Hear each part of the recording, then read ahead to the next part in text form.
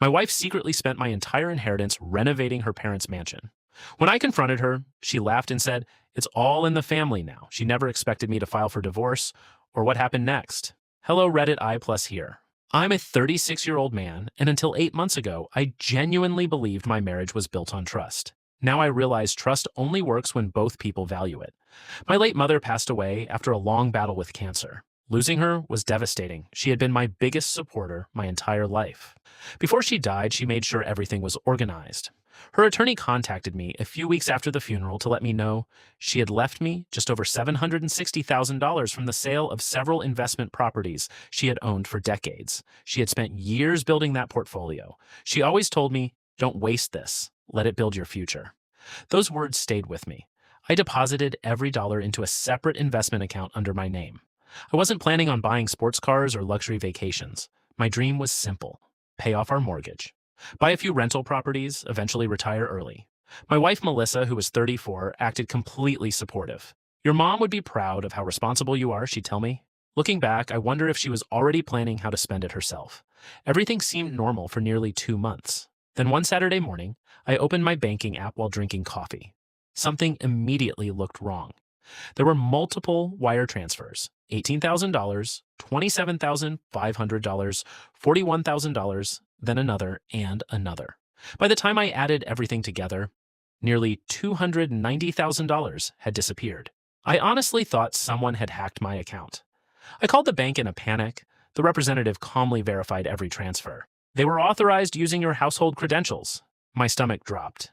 Household credentials. Only one other person knew enough information to access the account: my wife. She walked into the kitchen humming while carrying groceries. I held up my phone. "What happened to almost $300,000? She barely looked up. "Oh," she kept putting vegetables into the refrigerator. "I've been taking care of something." Something. What does that even mean? She smiled like I was asking about dinner plans. "My parents' house." I blinked. "What about your parents' house?" "They've always wanted to remodel." I laughed. Not because it was funny, because I genuinely couldn't believe what I was hearing. She continued talking as though everything made perfect sense. "The roof was old, the kitchen was outdated, they needed a bigger master suite.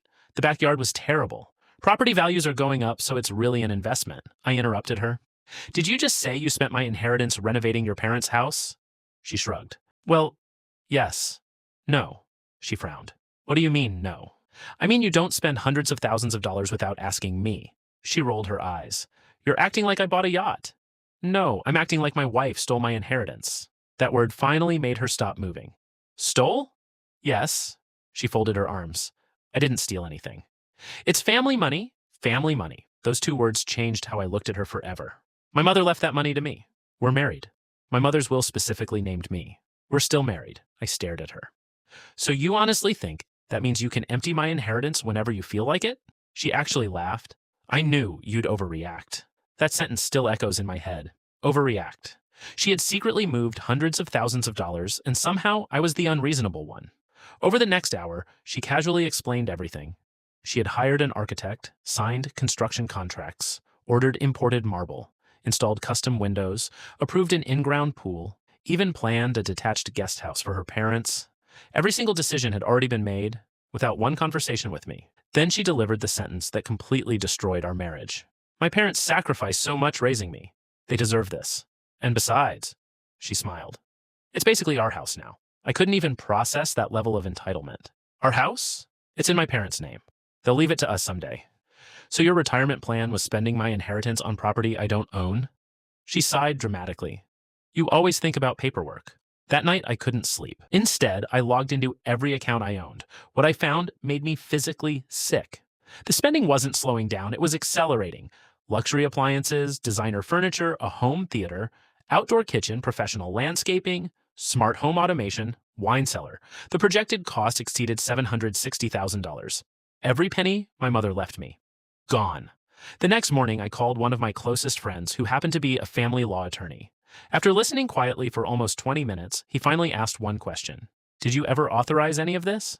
"No." "Did you sign any renovation contracts?" "No." "Did you agree in writing?" "Never." He leaned back. "Then your wife has a serious problem. Apparently inherited money is generally treated differently from marital assets if it's kept separate. Mine had been, until someone accessed it without permission. He advised me to collect everything: bank records, emails, invoices, text messages, anything. So that's exactly what I did. Within 2 days, I had built an entire folder. Contractors addressed every email to Melissa. Invoices listed her as the sole decision maker. One contractor even emailed asking whether I had approved a $94,000 kitchen upgrade. Her reply? Don't worry about him. I'll handle my husband. Reading that sentence felt like being punched in the stomach. She had been lying to everyone, including me. A few days later, curiosity got the better of me. I drove to her parents' house. I barely recognized it. Luxury stone exterior, brand new roof, massive addition, fresh landscaping. Luxury cars parked outside.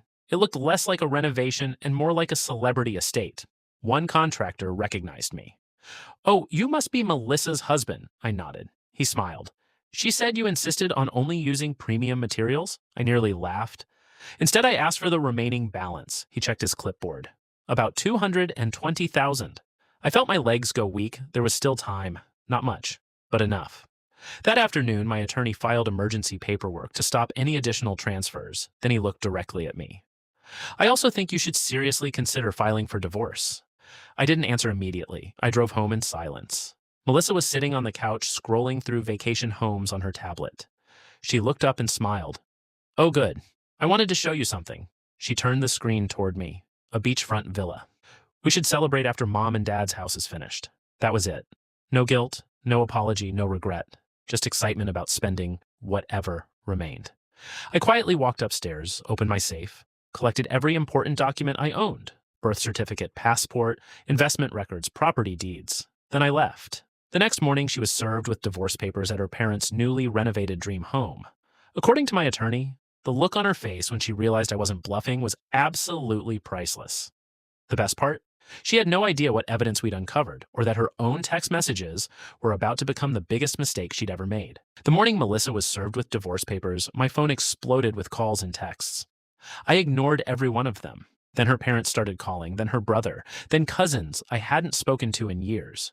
Apparently, I was the monster who had abandoned his wife over money.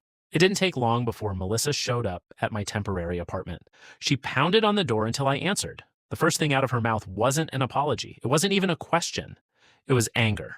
"How dare you embarrass me like this?" I just stared at her. "You stole from me." "I didn't steal anything. You've been telling everyone that money belonged to both of us." "It did." "No, it didn't." She crossed her arms. "My parents are devastated. They don't know what they're supposed to do now." I couldn't believe what I was hearing. "So you're worried about your parents?" "They've already sold their old furniture because they expected the renovation to be finished." I laughed. For the first time since this nightmare started, I genuinely laughed. "You've got a lot of nerve." She stormed away. That conversation confirmed something. She still believed she'd done nothing wrong. A week later, my attorney filed a request for a forensic accounting investigation. That's when everything changed. The investigator followed every dollar, every transfer, every invoice, every payment. The report was devastating. Melissa hadn't simply transferred money. She had altered security settings on my investment account. She had changed notification emails so I wouldn't immediately receive alerts. She scheduled transfers while I was away on business. Some payments were even split into smaller amounts to avoid attracting attention. The investigator looked at me across the conference table. "This wasn't impulsive. It appears carefully planned." Those words hit me harder than I expected. The woman I'd trusted with my life had spent weeks figuring out how to hide what she was doing. My attorney smiled for the first time. "This report changes everything." Then something unexpected happened. The construction company contacted my lawyer. Apparently, they had stopped work after learning about the divorce. They didn't want to become involved in a legal dispute. Even better, many expensive materials hadn't been installed yet. They were still sitting in warehouses: luxury flooring, kitchen cabinets, imported fixtures, nearly $180,000 worth. Most of those orders were canceled. Large refunds were issued directly back into the frozen account under court supervision. That was the first good news I'd received in months. Melissa was furious. She blamed the contractors. She blamed my lawyer. She blamed me. She blamed everyone except herself. The divorce hearings finally began 3 months later. Melissa walked into court looking completely confident. Her attorney argued that married couples share finances and that improving her parents' property benefited the family. Then my attorney stood up. He projected one email onto the courtroom screen. It was Melissa writing to a contractor. "Don't ask my husband. He'll just slow everything down." Another message appeared. "Transfer it before he notices." Then another. "I'll tell him after it's finished." The courtroom became silent. Melissa suddenly stopped making eye contact. The forensic accountant explained every unauthorized transfer. The bank representative testified that I had never approved the changes. One contractor admitted Melissa specifically instructed them not to contact me because she wanted the renovation to be a surprise. The judge raised an eyebrow. A $700,000 surprise. Even the courtroom clerk struggled not to smile. Then came the biggest surprise of all. Melissa's father was called to testify. I expected him to defend his daughter. Instead, he looked exhausted. He admitted he believed I had enthusiastically offered to pay for everything. He had repeatedly asked Melissa if I was really comfortable spending that much. According to him, she answered the same way every time. He insisted, his voice cracked. If I'd known she was taking the money without permission, I would have stopped the project immediately. Melissa turned pale. Even her own parents weren't backing her anymore. The judge eventually issued the ruling. The inheritance remained my separate property. Melissa had no legal authority to spend it. The court ordered that every recoverable dollar be returned. Because the renovations had dramatically increased her parents' home's value, the judge imposed a financial judgment against Melissa. If she couldn't repay the remaining balance herself, liens could be placed against assets connected to the project. Her parents weren't forced out of their home, but they had a difficult decision to make. Either refinance the property and help repay what had been wrongfully spent, or risk eventually losing it. Melissa burst into tears, not because she felt guilty, because she realized there would be consequences. The divorce itself was finalized 2 months later. Because of her financial misconduct, she received significantly less than she expected. She also had to pay a portion of my legal fees. I walked out of the courthouse feeling lighter than I had in nearly a year. I eventually recovered just over $520,000 through refunds, frozen payments, and court-ordered repayment. Not every dollar, but enough to honor my mother's wishes. A year later, I bought 2 rental properties. They're already generating steady income. I also established a scholarship at the local community college in my mother's name. Helping hardworking students felt like something she would have loved. As for Melissa, last I heard, she moved into a small apartment after her parents refinanced their home to satisfy part of the judgment. Most of her family stopped speaking to her after learning the full truth.